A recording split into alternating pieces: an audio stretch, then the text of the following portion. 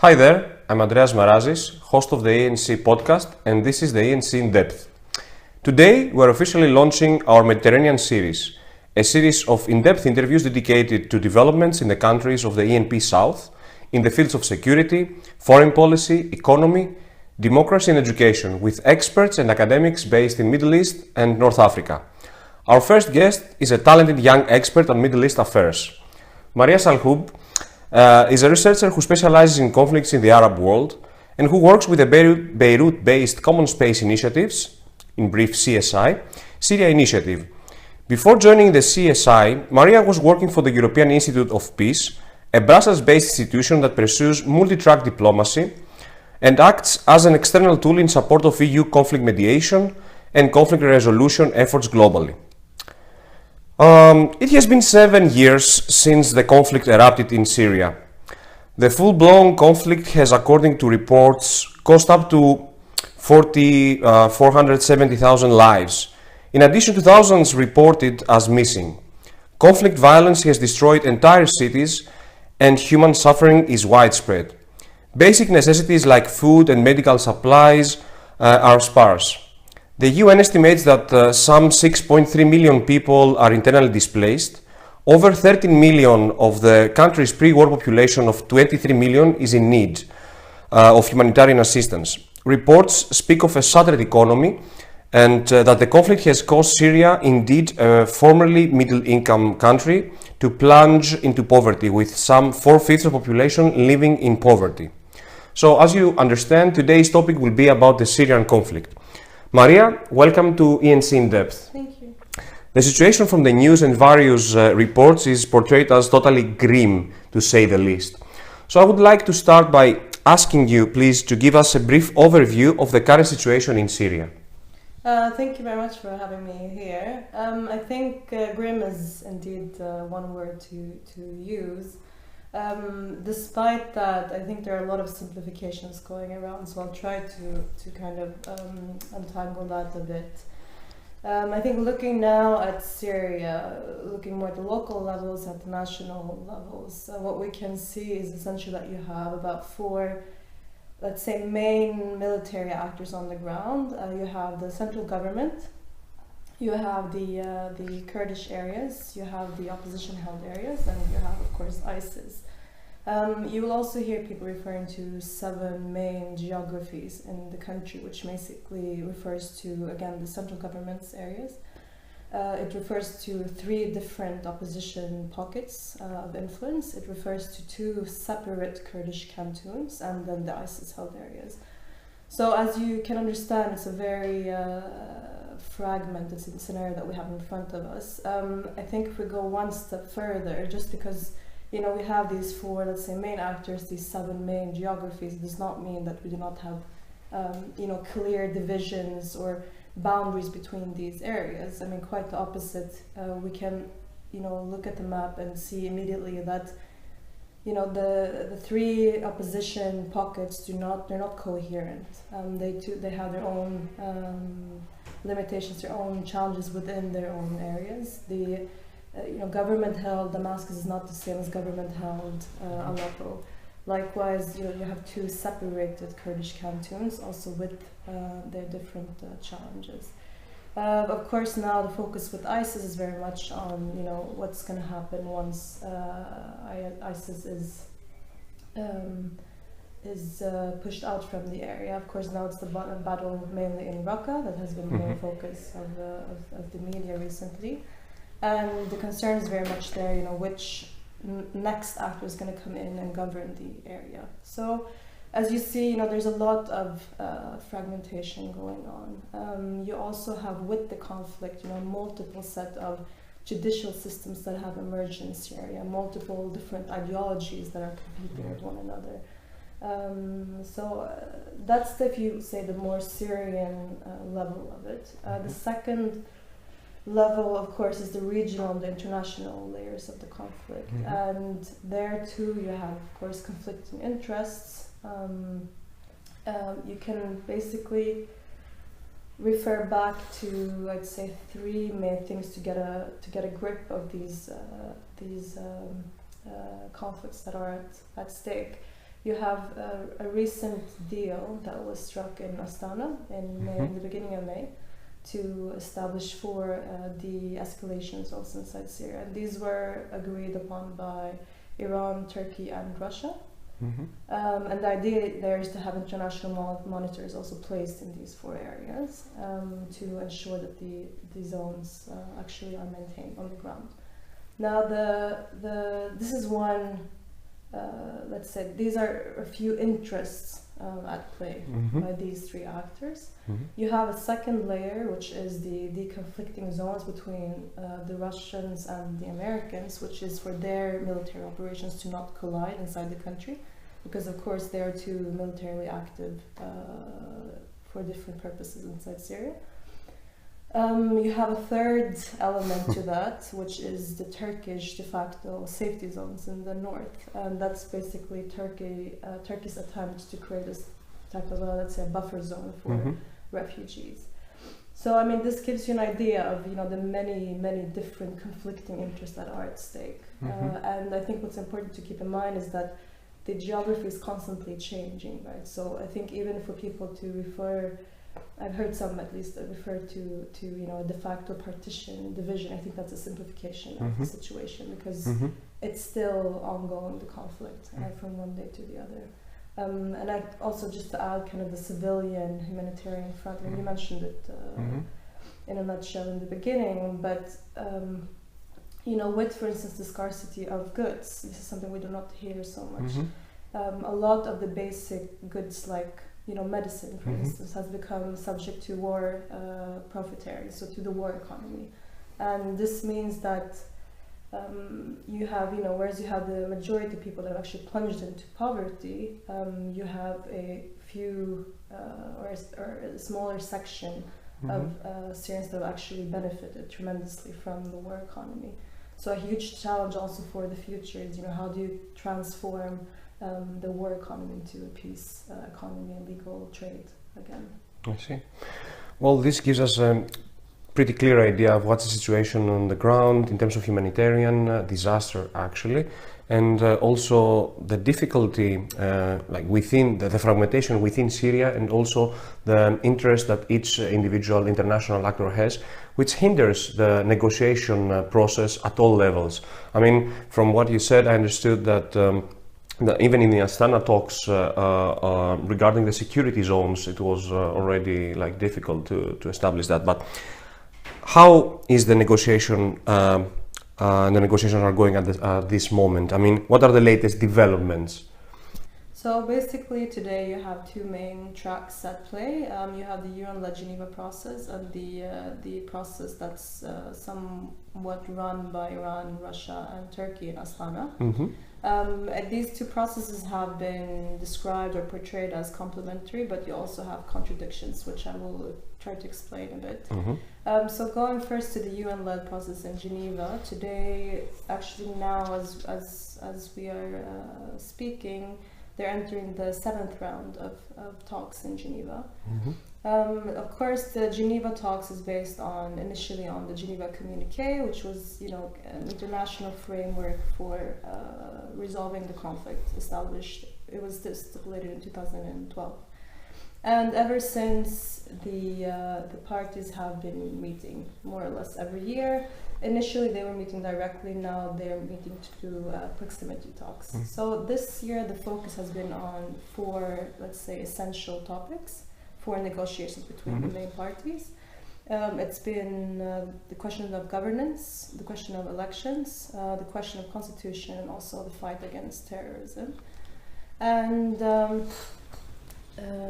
in addition to that, the discussions now are still taking place at a proximity level, which means that the UN Special Envoy Staffan de Mistura is actually the one who is, if you want, making sure that the discussions are ongoing. So because it's proximity talks, the parties are still not able or willing to meet face to face.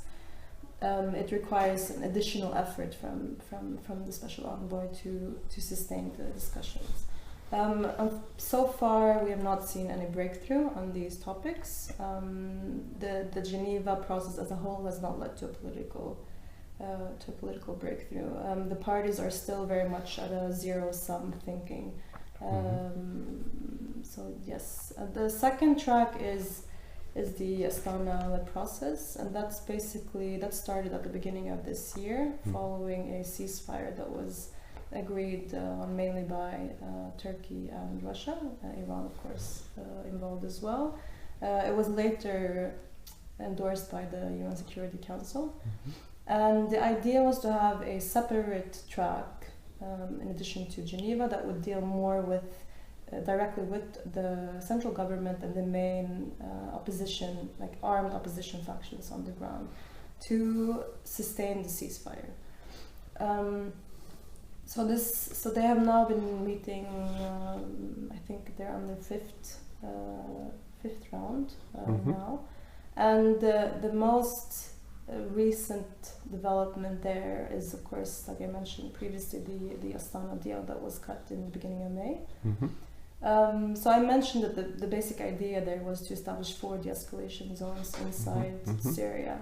Now they met again just last week, and there are still some complications in terms of agreeing on the framework of these de-escalation zones, and it's not set in stone basically.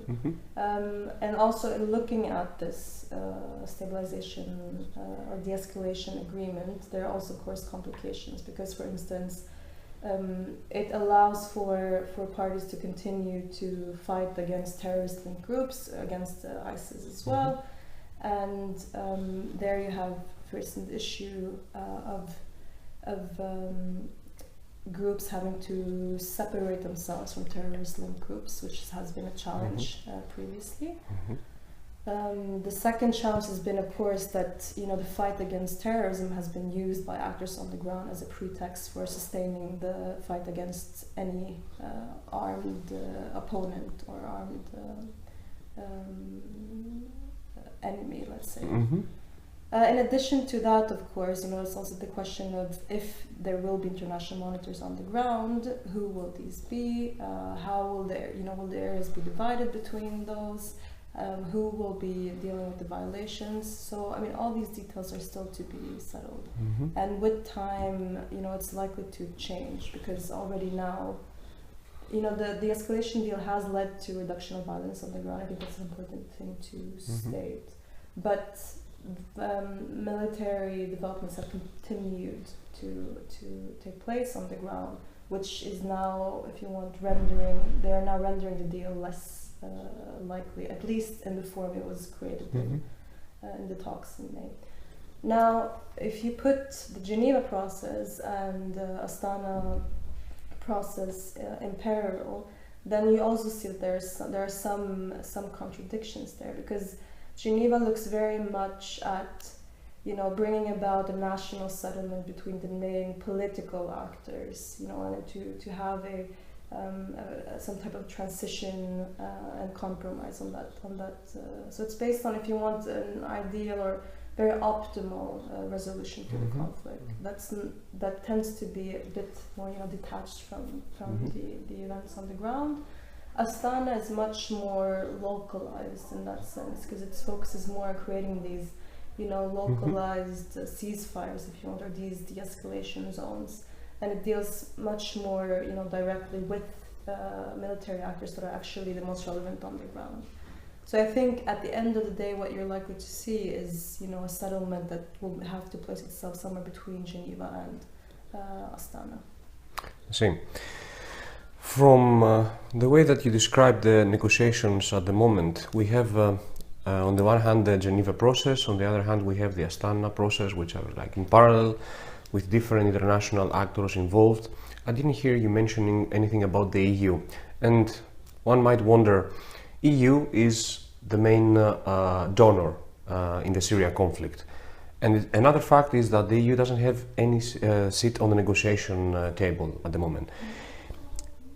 What is the current position of the EU in the political process, and also what role do you think should the EU play, according to your opinion, to help resolve the conflict? I think to start with, we should make a distinction between the EU and the member states, because there is an EU strategy for Syria that has been agreed upon, as an EU document, let's say. And then separately from that, you have member states' individual positions, which have tended to also be conflicting or not to be on one line, let's say. If we go back to EU's, let's say, formal position and involvement in the political process, it has been, very much committed, I'd say, to the UN-led process in Geneva. It has been committed to seeing a political transition based on UN Council Resolution 2254. In addition, of course, to being, as you said, the main provider of assistance to the international response to the Syrian conflict. I think the difference, though, between if we want to strike the difference between the EU and the UN is that the EU, despite being committed to the UN-led peace process, they have not. They've taken more of a colored stance or position, towards the conflict. The EU officially broke its ties with the Syrian central government in 2011. Mm-hmm. And it has also supported different opposition groups as a part of advancing the political process. The way the EU now is dealing with the conflict and going back a bit to the individual member states' positions is, they do want to see, they've been insisting on seeing a political transition according to UN Resolution 2254 before you can start to also invest in reconstruction, right, and go beyond the humanitarian support that has been dominating so far. There you can see a clear division within the EU where you have, some member states saying that, we are not going to go into reconstruction projects until we see that transition and use that as a leverage towards actors. Whereas you have others that are more willing to actually start working, at least on a lower scale, reconstruction. What that has meant for, I'd say, the situation on the ground, of course, as is always the case with conflict, is that civilians tend to be the victims of this kind of indecisiveness, so to speak, on what should be the next step. And I think the dilemma here for the EU, of course, is that, the underlying interest of the EU, of course, is to deal with radicalization and with threats of extremism and terrorism, and also to stem refugee flows, migration flows. So the question is, to what extent the EU, being so geographically close to Syria, is actually able to live with Syria the way it is now, which is, kind of a developmental black hole just across its sea. So I think those are questions that they're indeed dealing with as we were speaking. Mm-hmm. Well, it seems to me that the EU is hesitant when it comes to reconstruction in terms of funding and so on. But I think that the EU can provide support to civil society groups, even in embryonic forms. And these organizations can play a decisive role in de-escalating the conflict. So how the EU should engage with these groups in order to provide support? Yes, so I think one thing to say here is that, of course, civil society historically has played a fundamental role in conflict resolution and in kind of bridging societies that have been torn apart by conflict.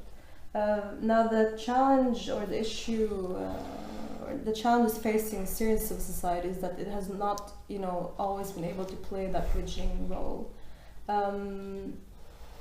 We can here refer to two types of civil society. You have the formal civil societies, which are, the Syrian NGOs, etc., that have become rather known, I would say, internationally to various international platforms involving Syrian civil society.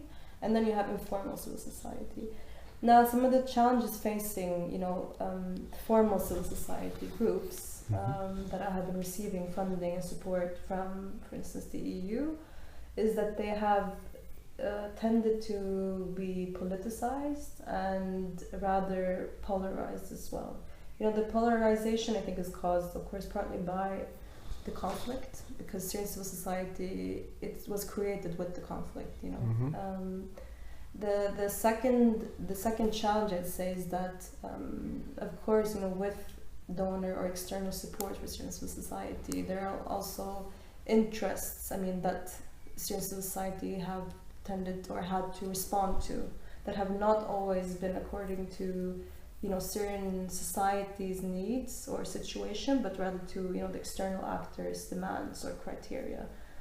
And the second outcome of this has also been, of course, to create a dependency on external aid. So now we have foremost Syrian civil society that to some extent is dependent on external aid, and this has not, I think, benefited the resolution of the conflict so far. They haven't been able to play that bridge building role.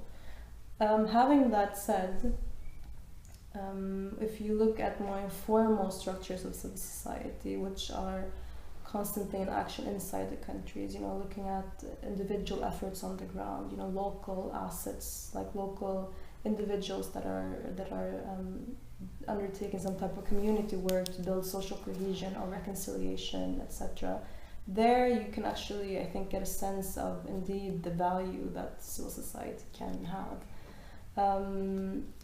These communities, interestingly, have not benefited from, you know, EU or external funding, but rather from remittances coming in from the global Syrian diaspora. And they've also tended to rely on internal, you know, community resources to undertake their action. And this has, of course, been of benefit to the communities because, you know, they've had to build more self-sustainable structures because they're relying very much on the internal resources that are there. So I think that's a lesson. It's for Europe, for others that are working with Syrian civil society, which is that, you know, Syrian civil society is not just the formal networks and NGOs, etc. It's also these informal civilian structures that are playing out on the ground, which are very valuable. Okay. Well, the next question will focus on the hot topic of the refugee crisis. Well, bearing in mind that Europe's focus on the refugee question, what are the prospects of refugees returning to Syria? Indeed, it's a hot topic. I think in the beginning, you know, we were discussing a bit the fragmentation it's undertaking, and I think we should take this in mind when discussing the return of refugees, because indeed each area will have actually produced circumstances that will allow or not allow for refugees to come back. So I think when we talk about the return of refugees, we can't say yes or no. It will very much depend on the specific case and where they are returning to or wish to return to. What we are seeing on the ground now, and my colleagues are actually undertaking a more in-depth research on this topic, is that you have, for instance, the town of, I'll give you a very concrete example. You have the town of Qudsiya, which is next to Damascus, where you've had in the past conflict. And then in late 2016, we saw a reconciliation deal between the central government and the parties at conflict, basically. And you there had, I believe, 2/3 of the Syrians that had left the area initially due to the conflict coming back after the deal. And the issues or the challenges that these Syrians faced give us an indication of, you know, some of the problematic aspects of return of refugees. For instance, you know, some families found that their houses have been occupied by secondary displaced families, and of course, not everyone has their documentations to prove that this property is there, that the ownership belongs to them. So this has been one main issue. The other, and I think just to add here also, I think this issue has tended to affect women, or female displaced or female refugees to a greater extent, because what you've had in Syria in many cases is that women have left the houses due to military conflict, and they have left behind the houses for the males in the family to protect the property. And in many cases, the males have disappeared, or they've been, immediately killed by the war, or etc. And for these women also to be able to come back and reclaim, their property in the absence of documentation, in the absence of these male relatives, there is an additional factor that has, complicated their return tremendously. A third factor has been the fact that some of these areas are distracted. So you need huge amounts of expenditure. Costs to cover, reparation costs to cover compensation, and not everyone, of course, can afford this. And in addition to that, just because you have a reconciliation deal between the parties to the conflict, it has not necessarily managed to bring back trust between the civilians, or between the affected citizens. And this means that some people are just not inclined to go back, because they don't feel that it's stable enough to start investing or to living in that area. So my point, here is that in this case, indeed, you had the Syrians that left that area had the opportunity to come back, but it didn't mean that they were able to actually resettle there due to various complications or challenges. In other cases, though, we can also see areas that have are very unlikely to allow for the return of refugees, that have been, destructed initially, but they've also been flattened now, and we can see new reconstruction projects taking place in these areas. So basically, the land has been expropriated and is now going to be used for profitable industry. And in this case, the people that used to live there once are very unlikely to be able to return. So I think for Europe and for the EU and other actors that are very preoccupied with the issue of the return of refugees, we also need to start thinking about what about the cases when they will actually not be able to return to their homes. Well, thank you very much, Maria, for being here with us. That was very interesting and a very insightful discussion. You brought some valuable information from the region. I'm Andreas Marazis, and that was the ENC In-Depth Mediterranean Series. Thank you very much.